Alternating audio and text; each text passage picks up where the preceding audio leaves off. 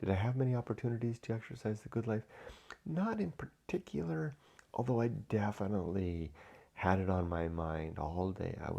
It was like waiting for to be pounced on by a tiger. I imagine that's what it's like to like work or travel through the forests of of regions where tigers exist, right? I mean, you must be on the alert for that. That's how I felt yesterday. I didn't get jumped. In fact, I did. It was a really good day. Yesterday was a model day. You know, a model day for.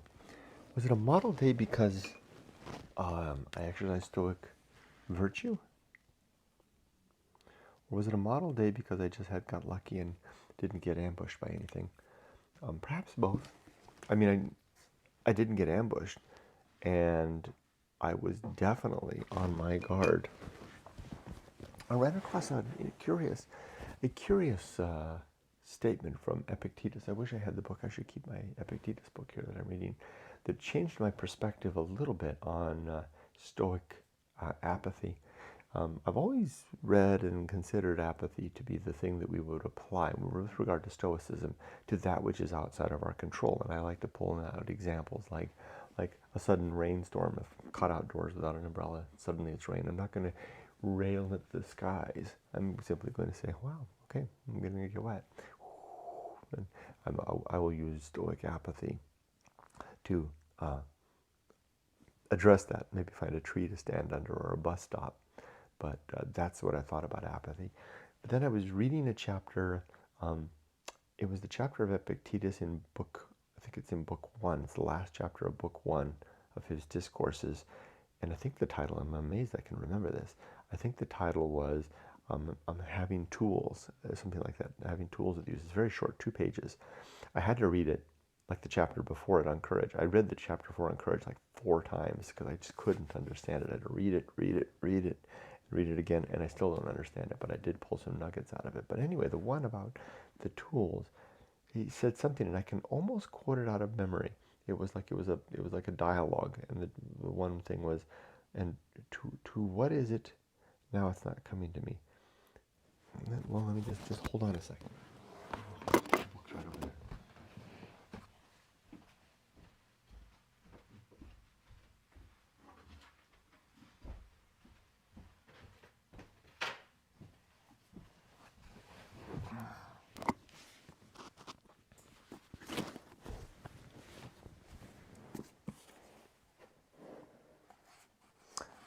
Yeah, this is the chapter. It's very short. It's not even 2 pages. One and a little bit up here. It's maybe 1 page.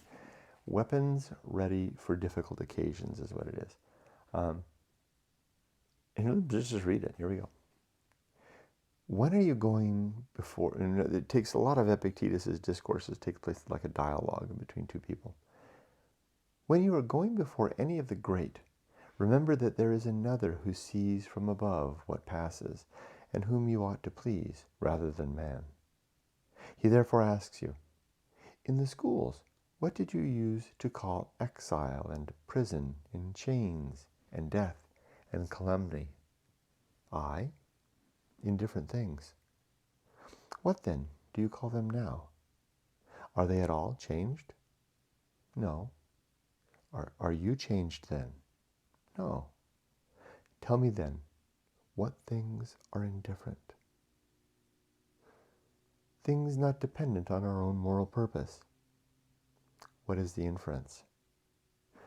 Things not dependent on my own moral purpose are nothing to me. Tell me, likewise, what appeared to be the good of man? Rectitude of moral purpose and a proper use of appearances. What was the end? To follow thee. Do you say the same things now, too? Yes, I do say the same things, even now.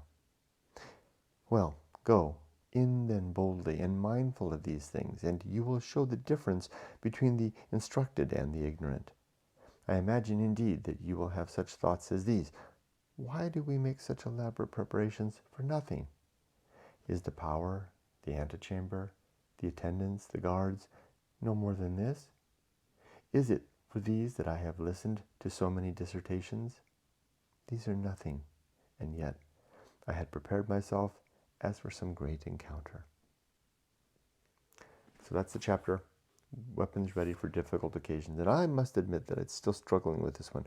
It's clearly a discussion between the deity and a man. The thing that got me, and I actually I outlined it here in yellow, and actually I pulled it out and made a quote to share on Stoic Poetry, which is my branded, Facebook page for Stoic-related bits and pieces. It says, this one right here, these 2 lines. Tell me then, what things are indifferent? Things not dependent on our own moral purpose. Now that struck me. That's a very different way of thinking about apathy than merely recognizing the rain coming down that you can't control. Indifference is what is worth indifference is things that are not related to our moral purpose. And I was walking yesterday while I was reading this, and had to close the book and think, what does that mean? What is my moral purpose? Well, fortunately, I have my Good Life Creed, which has a purpose, a principle called the principle of purpose. So I look to that, and there are 3 sub-principles: biology, virtue, and mission. Biology being my efforts of being a good husband and father so that I can get my genes, my alleles into another generation to successful adulthood, to self-sustainable viability on her own, my daughter, so that I'm prepared to die and get the hell out of the way. So that's my one purpose. The second one is to be a virtuous man, pursuing after virtue. What is virtue? Virtue is the improvement of the well-being of thinking creatures. Happiness, basically. Happiness not at the expense of others, right? I mean, happiness when cause others to suffer would defeat the purpose. So virtue, where all ships are rising, and then a tide that rises all ships, as many as possible, and certainly not at the expense of any. And then the third one is whatever purpose I endeavor to undertake in life for my personal agenda, which is the sharing of my book, Going Alone. So if apathy is to be applied to things that are not related to my moral purpose, then I can be apathetic, and this is where I'm still struggling with it, apathetic to anything that is not related to my efforts to be a good husband and father. And that includes my participation in work, as a citizen, as a taxpayer, all that stuff, because that contributes to the environment, the infrastructure, the superstructure of society. That's a lot, right? I'm not indifferent to any of that. That's a lot. I'm not indifferent to the improvement of well-being. Again, all of that. And then the promotion of my book. Interesting. That would be an attention more to the details related to how I can share the story of Going Alone and the Good Life Creed.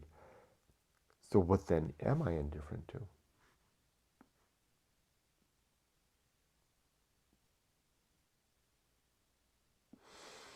Kind of feels like you can't be indifferent to anything.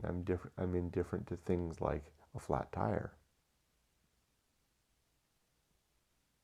Am I?